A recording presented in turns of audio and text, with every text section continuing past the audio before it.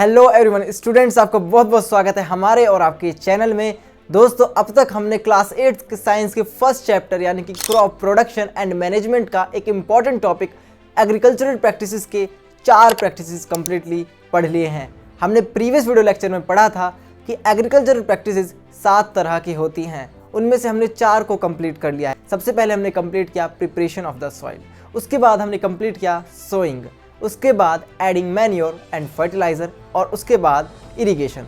आज हम पढ़ने वाले हैं 5वीं नंबर की एग्रीकल्चरल प्रैक्टिसेस के बारे में, जिसे बोलते हैं प्रोटेक्शन फ्रॉम द वीड्स।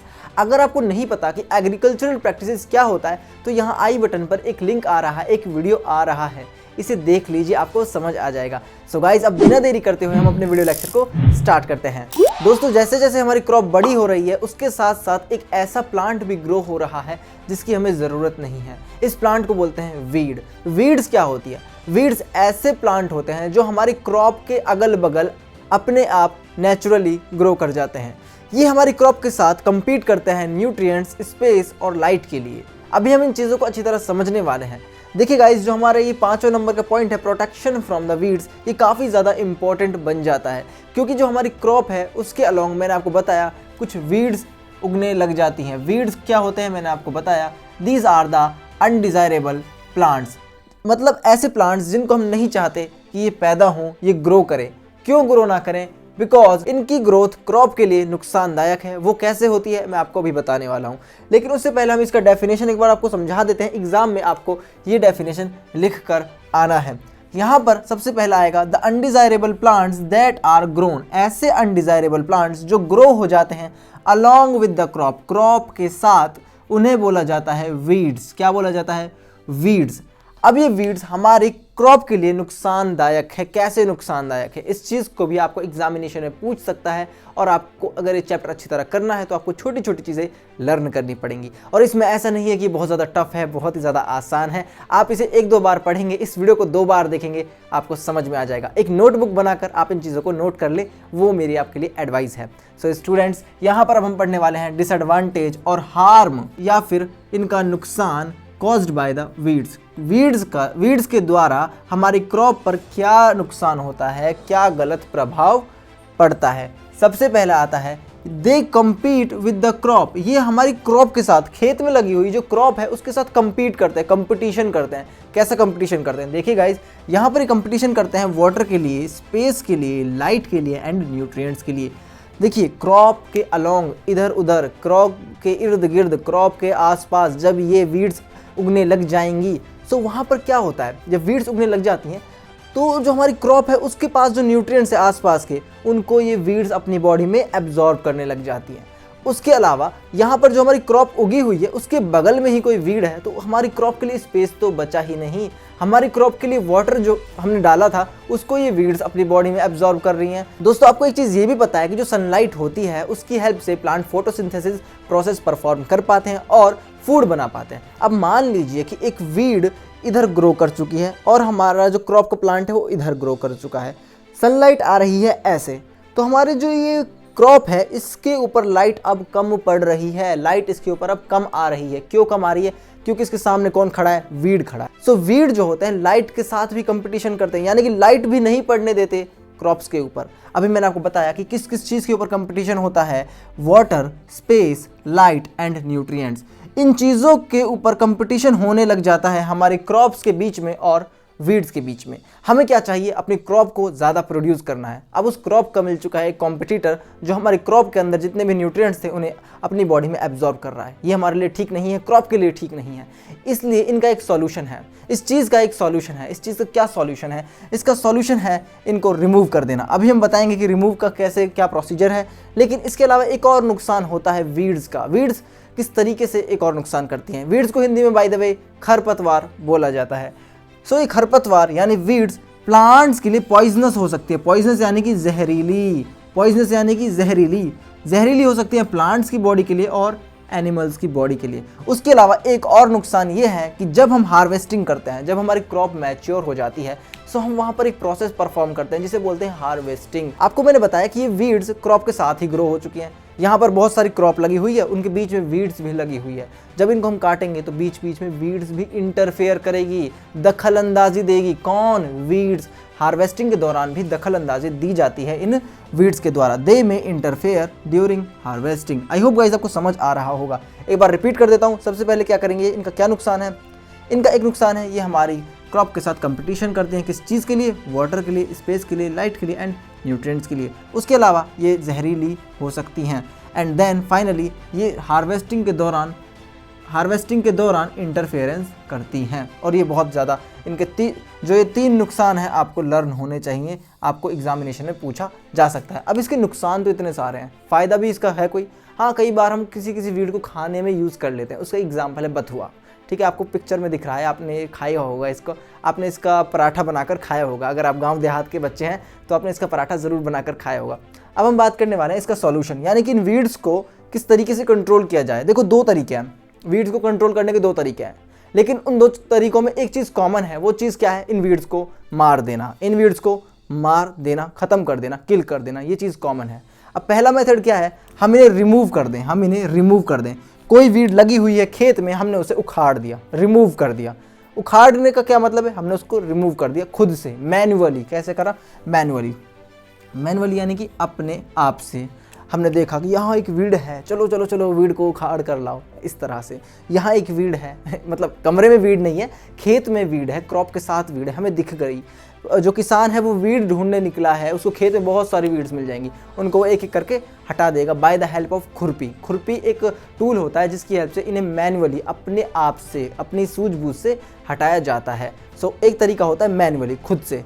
लेकिन हम चाहते हैं कि यार ऐसे ना हटाएं, हम इन्हें ऐसे ना हटाएं, हम इनको एकदम से ख़त्म कर दें। हमारे बस की बात नहीं है इनको ढूंढ कर लाना, इनको बिल्कुल खेत के अंदर घुस कर मारना, इस तरीके से हमारे बस की बात नहीं है। सो वहाँ पर वीडीसाइड्स का यूज़ किया जाता है। वीडीसाइड्स क्या होती हैं? वीडीसाइड्स केमिकल होते हैं जो वीड्स को ख़त्म करती हैं, किल करने का काम करती है। एक स्प्रेयर की हेल्प से इसको पूरे खेत में छिड़क दिया जाता है, और जहाँ जहाँ वीड होती है, जिस वीड के ऊपर ये वीडीसाइड गिर जाती है, वो वीड मर जाती है। ये एक सिंपल प्रोसीजर है। और वीडीसाइड का एक एग्जाम्पल है 2,4D। इंपॉर्टेंट है, याद रखना आपको 2,4D, और ये D हमेशा कैपिटल में होता है। 2,4D एक वीडीसाइड का एग्जाम्पल है। वीडीसाइड्स क्या होते हैं? ऐसे केमिकल्स जो वीड्स को किल करने के काम आते हैं। वीडीसाइड का दूसरा नाम हर्बिसाइड भी हो सकता है। उसके बाद गाइज यहाँ पर एक चीज़ आती है कि जब हम इन्हें रिमूव कर रहे होते हैं वीड्स को, देखो एक तो है हमने इनको मार दिया स्प्रे की हेल्प से, वो अलग चीज़ है। लेकिन जब हम इन्हें रिमूव कर रहे होते हैं, उस प्रोसेस का खास नाम है जिसे बोलते हैं वीडिंग। क्या बोलते हैं? वीडिंग क्या होता है? इन वीड्स का रिमूवल, इन वीड्स को उखाड़ कर फेंक देना, इन वीड्स को हटा देना ही वीडिंग कहलाता है। आपको इंपॉर्टेंट है, याद होना चाहिए। उसके बाद गाइज यहाँ पर आते हैं कुछ एग्जाम्पल्स। यहाँ पर एग्जाम्पल्स आते हैं। एक एग्जाम्पल है, किस चीज़ का एग्जाम्पल है? ये वीड्स के ही एग्जाम्पल है। बरमूदा ग्रास, बरमूदा ट्राइंगल के बारे में आपने सुना होगा। एक बरमूदा ग्रास होती है, याद रखना, याद हो जाएगा।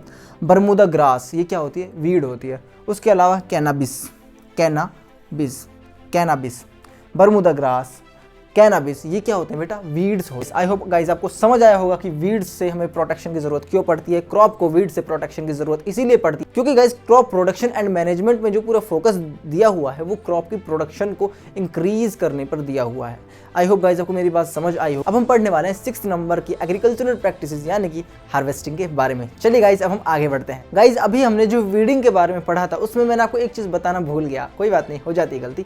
उसमें मैं आपको ये बताना भूल गया था कि जो वीडीसाइड्स होती हैं ये प्लांट्स की बॉडी के लिए और एनिमल्स की बॉडी के लिए, दोनों के लिए हार्मफुल होती हैं। ये अलग बात है कि ये वीड्स को किल करती हैं, लेकिन जो हमारी क्रॉप वहाँ पर लगी हुई है उधर वीडीसाइड्स नुकसान करती हैं। आई होप गाइज आपको ये चीज़ क्लियर हो गई होगी। अब हम बात करने वाले हैं हार्वेस्टिंग के बारे में। आपको एक बात ये याद रखनी है कि जो ये हार्वेस्टिंग है इसको करने के लिए एक मशीन चाहिए होती है जिसका खास नाम होता है harvester. Harvester is the machine which is operated और यूज्ड टू डू हार्वेस्टिंग। दोस्तों आपको ये बात तो पता चल गई कि हार्वेस्टिंग करने वाली मशीन का नाम हार्वेस्टर होता है, लेकिन हार्वेस्टिंग क्या होती है? हार्वेस्टिंग क्या होता है? बहुत ज़्यादा सिंपल है। हार्वेस्टिंग देखिए, जो हमारी क्रॉप है, जो खेत में लगी हुई क्रॉप है, ऐसा तो है नहीं कि वो हमेशा ग्रो करती रहेगी। एक पर्टिकुलर टाइम के आने के बाद वो क्रॉप मैच्योर हो जाएगी, पक जाएगी। अब ये क्रॉप जब मैच्योर हो चुकी है तो हम इसे काटेंगे, कट करेंगे। इसी प्रोसेस को बोलते हैं harvesting. The cutting of matured crop is known as harvesting. देखिए गाइज यहाँ पर हमने लिखा हुआ है इसे अंग्रेजी में, the cutting of crop, the cutting of crop after its maturation, crop को काट देना जब ये मैच्योर हो जाती है वही कहलाता है harvesting. The cutting of crop after its maturation is called as harvesting. I hope guys आपको ये चीज़ क्लियर हो गई होगी कि हार्वेस्टिंग क्या होता है। क्रॉप को जब क्रॉप पक जाती है और उसे हम काटते हैं उसे हार्वेस्टिंग बोलते हैं। लेकिन इस क्रॉप को कितना काटा जाता है, कैसे काटा जाता है, वो मैं आपको बताने वाला हूँ। देखिए गाइज, जो ये क्रॉप्स होती हैं, जो ये क्रॉप होती है, इसको या तो हम उखाड़ लेंगे, पुल्ड आउट कर लेंगे, या फिर इसको काट देंगे, या फिर इसको काट देंगे बिल्कुल ज़मीन के पास से, बिल्कुल ज़मीन के पास से। देखिए मान लीजिए ये लैंड हो गया, ये हमारा प्लांट हो गया, आप इसे देखिए, ये हमारा प्लांट हो गया, यहाँ पर ये हमारी क्रॉप हो गई, मान लीजिए हमारी क्रॉप है। इस तरीके से आप इस चीज़ को समझने की कोशिश करें, ये हमारी क्रॉप है। अब यहाँ पर इसकी रूट्स हैं, यहाँ पर इसकी रूट्स हैं, बेसिक डायग्राम है, थोड़ा समझने की कोशिश करना। ये इसकी रूट्स हैं। सो हम क्या करें, ग्राउंड के बिल्कुल पास से, close cut to the ground, ground के बिल्कुल पास से, यानी कि इस एरिया से इस क्रॉप को काट देंगे। ऐसा नहीं है बिल्कुल ज़मीन से उखाड़ देंगे। कई बार कुछ क्रॉप ऐसी होती है जिनको हम ऊपर से काटते हैं, यानी कि ग्राउंड के पास से काटते हैं, और कुछ क्रॉप को हम उखाड़ते भी हैं, वो बात सही है, लेकिन ज़्यादातर क्रॉप को हम ऐसे ही काटते हैं ग्राउंड के पास से। सो आपको ये लाइन याद रखनी है कि क्रॉप्स आर पुल्ड आउट, या तो उनको हम खींच लेंगे, ज़मीन के नीचे से खींच लेंगे, या फिर उनको हम काट देंगे। और जब काटी जाएगी तो कहाँ से काटी जाएगी, ग्राउंड के बिल्कुल पास से, ग्राउंड के बिल्कुल पास से। आई होप गाइज आपको ये चीज़ क्लियर हुई होगी। सो गाइज, जब हमने इस क्रॉप को काट लिया तो इस प्रोसेस को हार्वेस्टिंग बोलते हैं। और इस कटी हुई क्रॉप का एक खास नाम होता है जिसे बोला जाता है हार्वेस्टेड क्रॉप। क्या नाम होता है, हार्वेस्टेड क्रॉप। जिसको हार्वेस्ट किया जा चुका हो, जिस क्रॉप को हार्वेस्ट किया जा चुका हो उसे बोलते हैं हार्वेस्टेड क्रॉप। अब यहाँ पर आता है कि जो हार्वेस्टेड क्रॉप के दाने होते हैं, harvested crops grain, harvested crop का जो दाना है या फिर सीड है, इसको हटाना भी तो ज़रूरी है। दोस्तों, इस चीज़ को समझने के लिए हम एग्जाम्पल लेते हैं गेहूं का। हमने गेहूं उगाया, गेहूं की क्रॉप अब मैच्योर हो गई। जब वो क्रॉप मैच्योर हो गई तो हमने उसे हार्वेस्ट कर लिया, उसे काट लिया, अपने घर पर ले आए। अब उस क्रॉप में गेहूं के दाने हैं, हमें वो दाने अलग करने हैं। हार्वेस्टेड क्रॉप में से दाने अलग किए जाते हैं, और इस प्रोसेस को क्या बोलते हैं, थ्रेसिंग बोलते हैं। एक ऐसी प्रोसेस जिसमें जब हार्वेस्टेड क्रॉप के दाने अलग किए जाते हैं। किधर से अलग किए जाते हैं, चाफ में से अलग किए जाते हैं। किसमें से, काफ। इसको कई लोग काफ बोलते हैं, कई लोग चाफ बोलते हैं। चाफ, काफ, CHAFF, मैं इसे चाफ बोलता हूँ। अलग अलग भारत के राज्य में इसे अलग अलग बोला जाता है। उसके बाद देखिए, जो ये थ्रेशिंग है, जो ये थ्रेशिंग प्रोसेस है, इसको करने वाला एक मशीन है, उसका नाम होता है कंबाइन। क्या नाम है बेटा, combine. Combine is the machine which is use to do threshing. Threshing को करने के लिए एक खास मशीन है, उस मशीन का नाम है कंबाइन। और कंबाइन की खास बात यह है, इसका दूसरा नाम हो सकता है थ्रेशर। जो मशीन थ्रेशिंग करती है उसका नाम हो सकता है थ्रेशर। और कंबाइन एक तरह का थ्रेशर है, कंबाइन एक तरह का थ्रेशर है। सो कंबाइन एक तरीके का क्या है, थ्रेशर, क्योंकि ये थ्रेशिंग प्रोसेस कर रहा है। उसके अलावा कंबाइन का हम कह सकते हैं कि एक हार्वेस्टर भी है, इसका हार्वेस्टिंग में यूज़ किया जाता है। हम यहाँ पर हार्वेस्टिंग पढ़ रहे हैं, तो कंबाइन जो है एक हार्वेस्टर का भी काम करता है, एक थ्रेशर का भी काम करता है। आई होप गाइज आपको ये चीज़ क्लियर हो गई होगी। अब देखिए, एक और प्रोसेस होती है विनोइंग। क्रॉप मैच्योर हो गई और उसका काटने का जब वक्त आया तो एक छोटा सा ज़मीन का हिस्से में हम क्या करते हैं, विनोइंग प्रोसेस करते हैं। विनोइंग प्रोसेस में क्या होता है, जो हमने थ्रेशिंग में किया था वही यहाँ पर होता है, लेकिन ये थोड़ा नेक्स्ट लेवल पर होता है। यहाँ पर कैसे होता है, यहाँ पर भी हम चाफ और ग्रेन को अलग करते हैं, चाफ और ग्रेन को अलग करते हैं। विनोइंग प्रोसेस में भी चाफ और ग्रेन को अलग किया जाता है। Farmer use small land for separation of chaff and grains. Grain यानी कि दाने, फसल के दाने, चाफ और फसल के दानों को अलग किया जाता है विनोइंग प्रोसेस में। अब बहुत सारे बच्चे कहेंगे कि सर थ्रेशिंग में और विनोइंग में क्या डिफरेंस है। देखिए गाइज, थ्रेशिंग में और विनोइंग में डिफरेंस ये है कि इनको अलग अलग मशीन करती हैं। जो थ्रेशिंग होता है इसको करने वाला या तो थ्रेशर होगा या हार्वेस्टर या फिर कंबाइन। अगर आपसे पूछता है तो आप कहोगे कंबाइन। कंबाइन से कौन सी प्रोसेस होती है, थ्रेशिंग। और कंबाइन का दूसरा नाम थ्रेशर या फिर हार्वेस्टर। ये छोटी सी चीज़ें याद रखना, कंबाइन के दो नाम है, थ्रेशर और हार्वेस्टर, ये बात है। सो कंबाइन क्या करता है, थ्रेशिंग प्रोसेस करता है। लेकिन विनोइंग जो प्रोसेस है इसको कौन करती है, विनोइंग मशीन करती है। कौन करती है, विनोइंग मशीन। विनोइंग मशीन जो है विनोइंग प्रोसेस करती है। इसके अलावा एक चीज़ यह है कि इन दोनों में से सबसे पहला स्टेप होता है थ्रेशिंग। थ्रेशिंग जो है वो पहला स्टेप है, जबकि विनोइंग जो है वो दूसरा स्टेप है। थ्रेशिंग जो है वो फर्स्ट स्टेप है, विनोइंग जो है वो सेकंड स्टेप है। कहने का मतलब ये है कि पहले थ्रेशिंग करा जाता है, उसके बाद विनोइंग करा जाता है। ये बेसिकली छोटे छोटे डिफरेंस हो गए, ये दोनों अलग अलग हैं, ये बात याद रखना। बहुत सारे बच्चे कहते हैं कि सर हमें समझ नहीं आया विनोइंग में और इसमें क्या डिफरेंस है। इधर भी आप ग्रेन में से चाफ को अलग कर रहे हो और इधर जो विनोइंग प्रोसेस है इसमें भी ग्रेन को चाफ में से अलग किया जा रहा है। डिफरेंस ये है कि पहले थ्रेशिंग प्रोसेस की जाती है, थ्रेशिंग प्रोसेस में हम ग्रेन और चाफ को अलग करते हैं। कुछ चाफ बच जाता है, कुछ चाफ बच जाता है उस ग्रेन में। सो फर्दर जो हमारा नेक्स्ट स्टेप होता है वो विनोइंग होता है और इस प्रोसेस में जो बचा कुछ चाफ है उसको हम ग्रेन में से अलग कर देते हैं। गाइज अब हम बात करने वाले हैं नेक्स्ट एग्रीकल्चरल प्रैक्टिस के बारे में, which is our last agriculture practice, that is the storage of our crop. Now students अब हम आ चुके हैं अपने लास्ट एग्रीकल्चरल प्रैक्टिस के बारे में, दैट इज द स्टोरेज। ये 7वें नंबर की एग्रीकल्चरल प्रैक्टिस है। हमारी टोटल 7 एग्रीकल्चरल प्रैक्टिसेस होती हैं क्रॉप प्रोडक्शन एंड मैनेजमेंट पे।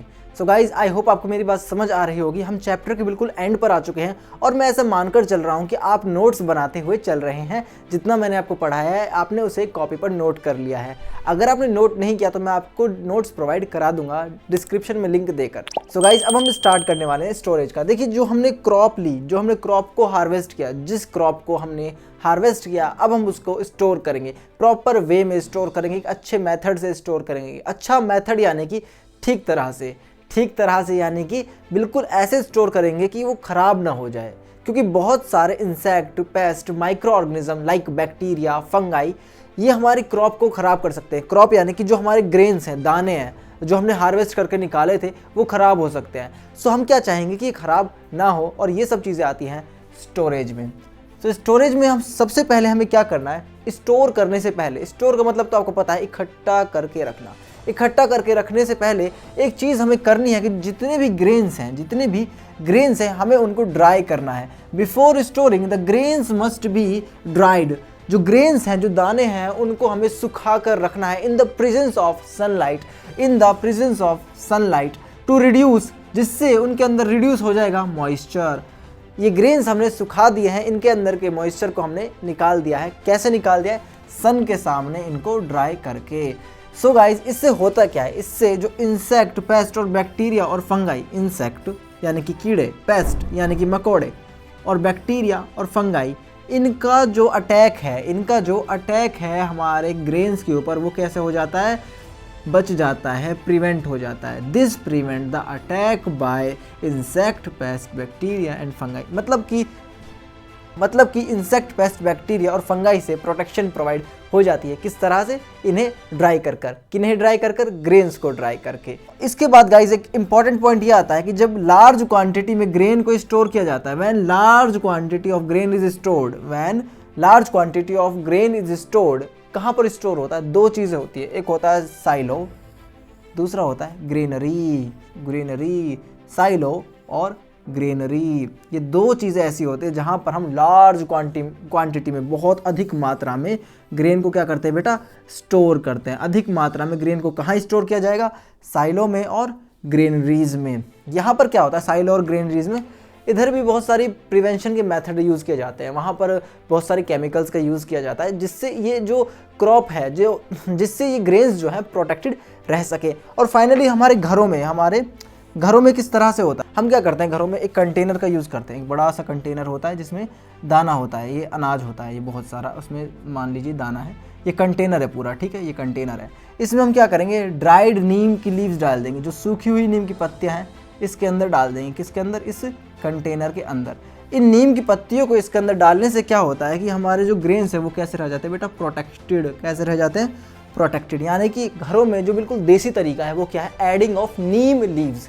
नीम की पत्तियां डालना सबसे बढ़िया होता है घरों में, जब हम घर में इसको स्टोर करते हैं। किसे स्टोर करते हैं? ग्रेन्स को स्टोर करते हैं। आई होप गाइस आपको ये लेक्चर समझ आया होगा। अभी हम इसको एक बार रिपीट कर देते हैं। देखो स्टोरेज क्यों ज़रूरी है, क्योंकि बहुत सारे इंसेक्ट, पेस्ट, बैक्टीरिया और फंगाई का अटैक हमारी इस सारी मेहनत को ख़राब कर सकता है। क्योंकि जितना भी अब तक हमने हार्वेस्टिंग करके इन ग्रेन्स को अलग किया है, इनको हमें प्रोटेक्ट करके रखना ज़रूरी है, सो हमारी मेहनत ख़राब ना जाए। इसी वजह से हम करते हैं स्टोरेज। और स्टोरेज करने से पहले हमें क्या करना होता है, इन दानों को ड्राई करना होता है इन द प्रेजेंस ऑफ सन की प्रेजेंस में, क्योंकि इससे मॉइस्चर कम हो जाता है, इससे मॉइस्चर निकल जाता है। यानी कि मॉइस्चर को निकालना इंपॉर्टेंट है। किधर से? ग्रेन्स में से मॉइस्चर को निकालना इंपॉर्टेंट है। अब यहाँ पर आता है सेकंड पॉइंट कि जो लार्ज क्वांटिटी में ग्रेन होता है इसको स्टोर दो जगह किया जाता है, एक होता है साइलॉज, एक होता है ग्रेनरीज। साइलॉज और ग्रेनरीज में स्टोर किया जाता है और घरों में जो सूखी नीम की पत्तियां हैं वो प्रोटेक्शन का काम करती हैं इन ग्रेन्स का। दोस्तों मैं उम्मीद करता हूं कि आपको ये वीडियो लेक्चर समझ आया होगा। आपने इस वीडियो लेक्चर को लास्ट तक अगर देखा है तो आप मुझे कमेंट में बताएंगे कि हाँ सर हमने इस वीडियो को यहाँ तक देखा है। और अगर आपको चीज़ें समझ नहीं आया, कुछ ऐसा पॉइंट है कि जो आपको लगता है कि सर मिसिंग है या हमें क्लियर नहीं हुआ, तो आप मुझे कमेंट सेक्शन में ज़रूर अपना आंसर दें। उसके अलावा आप हमें सपोर्ट ज़रूर करें, हमारी वीडियोज़ को, हमारे चैनल की लिंक को अपने दोस्तों के साथ ज़रूर शेयर करें गाइज़, क्योंकि आपकी मदद करने से हम करेंगे आपकी मदद। जैसे जैसे हमारी फैमिली इंक्रीज़ होगी आपके लिए हम अच्छी अच्छी चीज़ें लाते रहेंगे, क्योंकि आपकी अप्रिसिएशन ही है हमारा मोटिवेशन। सो गाइस तब तक के लिए हम आपसे मिलते हैं नेक्स्ट वीडियो में। Take care, bye.